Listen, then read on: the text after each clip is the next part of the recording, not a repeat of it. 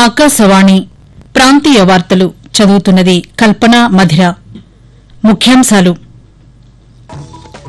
రాజధాని అమరావతి నిర్మాణం ఆంధ్రప్రదేశ్ అభివృద్దిలో కీలక పాత్ర పోషిస్తోందని ముఖ్యమంత్రి నారా చంద్రబాబు నాయుడు అన్నారు.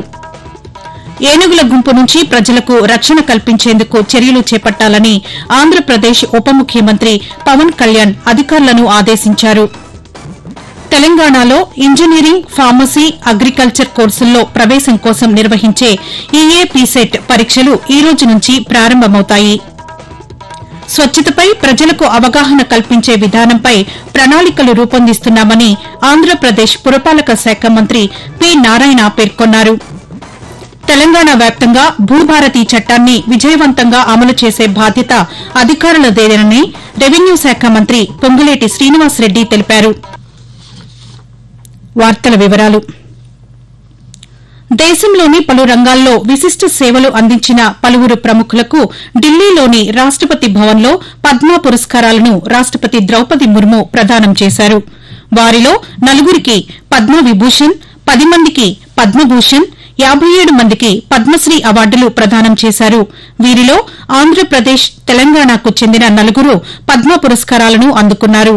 వైద్య రంగంలో ప్రముఖ వైద్యులు డాక్టర్ దువ్వూరి నాగేశ్వరరెడ్డి పద్మవిభూషణ్, కళారంగంలో నందమూరి బాలకృష్ణ పద్మభూషణ్, మాడుగుల నాగఫణి శర్మ, మిర్యాల అప్పారావు పద్మశ్రీ పురస్కారాలు అందుకున్నారు.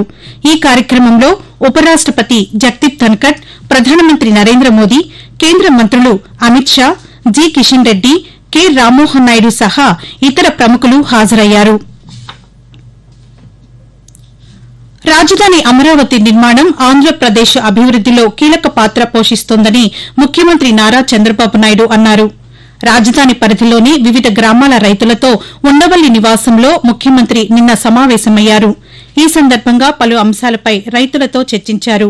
అమరావతి పనుల పునః ప్రారంభ కార్యక్రమానికి రావాలని రాజధాని రైతులను చంద్రబాబు నాయుడు ఆహ్వానించారు.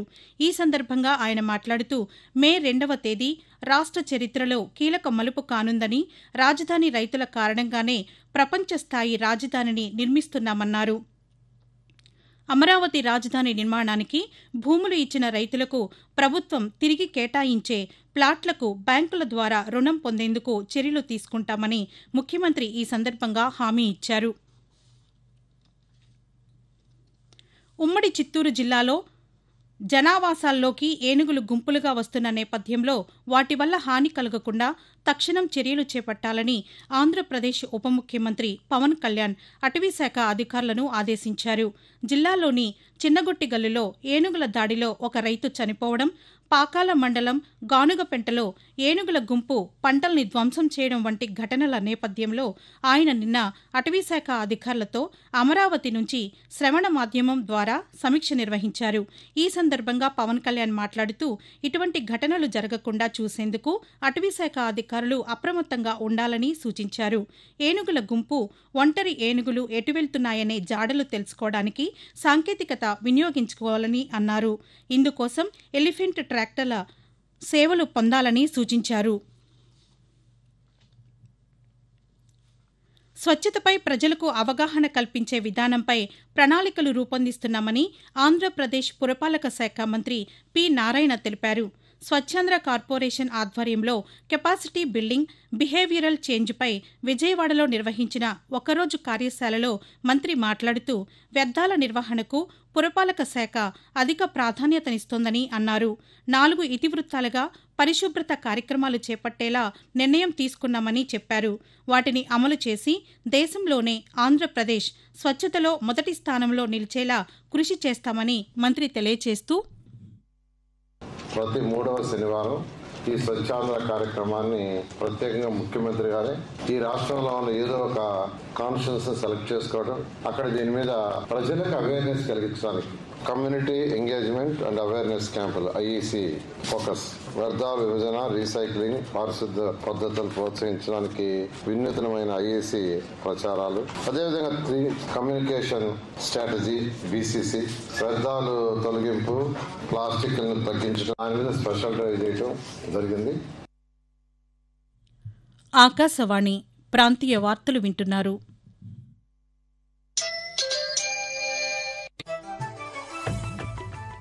నిరంతర వార్తా విశేషాల కోసం ఆకాశవాణి సామాజిక మాధ్యమ వేదికలైన న్యూస్ ఆన్ ఎయిర్ యూట్యూబ్ ఛానల్ను, newsonair.gov.in వెబ్సైట్ను, ట్విట్టర్లో ఆల్ ఇండియా రేడియో న్యూస్ను వీక్షించండి.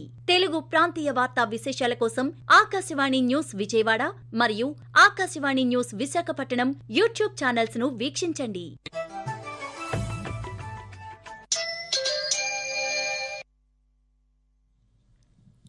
తెలంగాణలో ఇంజనీరింగ్, ఫార్మసీ, అగ్రికల్చర్ కోర్సుల్లో ప్రవేశం కోసం నిర్వహించే ఈఏపీసెట్ పరీక్షలు ఈ రోజు నుంచి ప్రారంభమవుతాయి. ఈ రోజు, రేపు అగ్రికల్చర్, ఫార్మసీ విభాగం పరీక్షలు, మే 2 నుంచి 4 వరకు ఇంజనీరింగ్ విభాగం పరీక్షలు జరగనున్నాయి. ప్రతిరోజు ఉదయం, మధ్యాహ్నం 2 విడతలుగా పరీక్షలు నిర్వహిస్తారు. ఉదయం విడత పరీక్ష 9 నుంచి 12 గంటల వరకు, మధ్యాహ్నం విడత పరీక్ష 3 నుంచి 6 గంటల వరకు జరుగుతాయి. అగ్రికల్చర్, ఫార్మసీకి 87,000 మంది, ఇంజనీరింగ్కు 2.20 లక్షల మంది దరఖాస్తు చేశారు. పరీక్షకు 1 నిమిషం ఆలస్యమైన అనుమతి ఉండదని ఏపీ సెట్ కన్వీనర్ ఆచార్య B. Deen Kumar, co convenor ఆచార్య కె. విజయ్ కుమార్ రెడ్డి స్పష్టం చేశారు. సన్నరకం ధాన్యం పండించే రైతులకు క్వింటాలుకు 500 రూపాయల చొప్పున అదనపు రుసుము అందిస్తున్నామని తెలంగాణ ఉప ముఖ్యమంత్రి భట్టి విక్రమార్క పేర్కొన్నారు. కేరళలోని కోజికోడ్ జిల్లా కాంగ్రెస్ కమిటీ త్రివర్ణోత్సవం పేరుతో నిర్వహించిన రైతులు, కార్మికుల సంక్షేమ మహాసభను ఆయన నిన్న ప్రారంభించి ప్రసంగించారు. వ్యవసాయం కేవలం వృత్తి కాదని, అది ప్రజల జీవన విధానమని అన్నారు.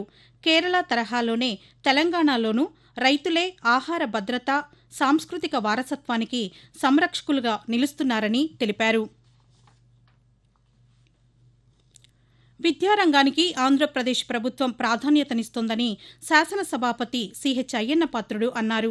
అనకాపల్లి జిల్లా మాకవరపాలెం మండలం భీమబోయినపాలెంలో కస్తూర్బా విద్యాలయానికి 1,68,00,000 రూపాయలతో అదనపు వసతులకు ఆయన నిన్న శంకుస్థాపన చేశారు.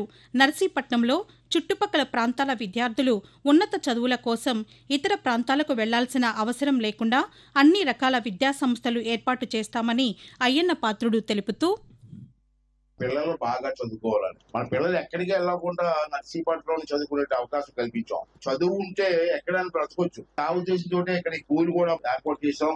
కాంపౌండ్ వాళ్ళు లేదన్నారు, ఆడపిల్లలు అంతా ఉన్నారని చెప్పి ఉద్దేశంతో గోడ కట్టడానికి 16 లక్షల రూపాయలు ఇచ్చారు. ఇప్పుడున్న స్కూల్ బిల్డింగ్ సరిపోవట్లేదని చెప్పారు, క్లాస్ రూమ్లు సరిపోవట్లేదంటే 168 లక్షల రూపాయలు ఇచ్చారు. ఆంధ్రప్రదేశ్లో ఖాళీ అయిన రాజ్యసభ స్థానానికి ఎన్డీఏ అభ్యర్థిగా పాకా వెంకట సత్యనారాయణను భారతీయ జనతా పార్టీ ప్రకటించింది.